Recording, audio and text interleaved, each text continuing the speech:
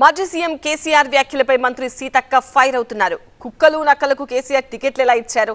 బయటికి రాగానే వాళ్ళని కుక్కలు నక్కలంటారా? కేసీఆర్ అవకాశవాదిగా మాట్లాడుతున్నారు అంటున్నారు సీతక్క. అధికార మదంతో విపక్షాలను లేకుండా చేసే ప్రయత్నం చేశారు.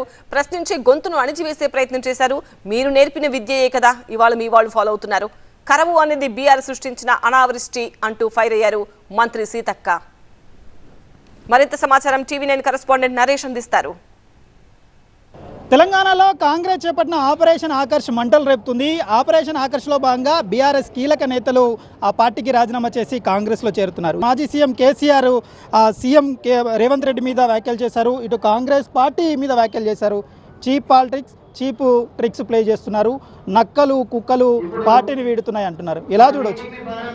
నక్కలు కుక్కలకు మరి ఎమ్మెల్యే టికెట్లు, ఎంపీ టికెట్లు ఎట్లా ఇచ్చుకున్నారు, మరి మంత్రులను ఎట్లా చేసుకున్నారు అంటే ఎంత అవకాశవాదంగా కేసీఆర్ యొక్క స్వభావం ఉంటుందో వారిని నమ్ముకున్నటువంటి నాయకులు ఎవరైతున్నారో ఆలోచించాలి.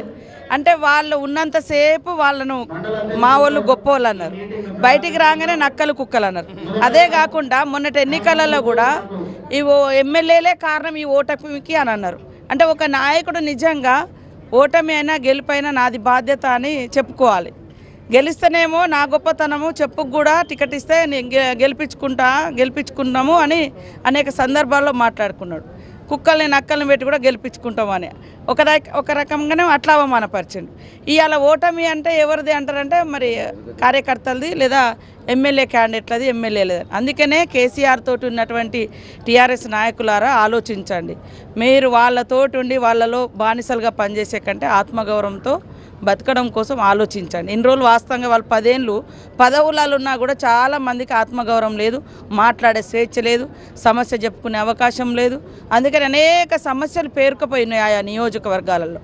మాకైనా కనీసం ప్రతిపక్షంలో ఉన్నప్పుడైనా కనీసం మాట్లాడడానికన్నా అవకాశం ఉండే. అధికారంలో ఉన్నప్పుడు మనం చేయాలి, ప్రతిపక్షంలో ఉన్నప్పుడు ప్రశ్నించాలి.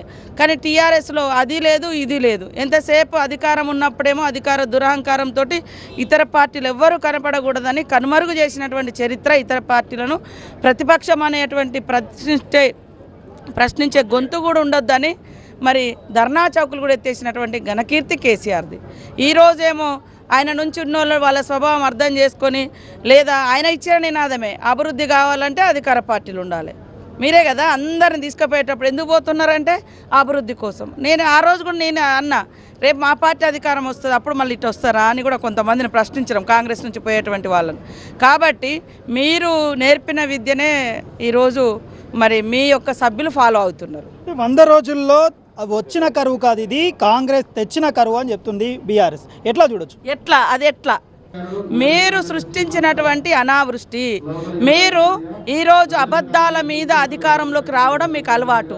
సెంటిమెంట్లను మీ రాజకీయ ప్రయోజనాల కోసం, మీ కుటుంబ ప్రయోజనాల కోసం వాడుకున్న చరిత్ర మీది. కెమెరా పర్సన్ ప్రవీణ్తో నరేష్, టీవీ9 ఆదిలాబాద్.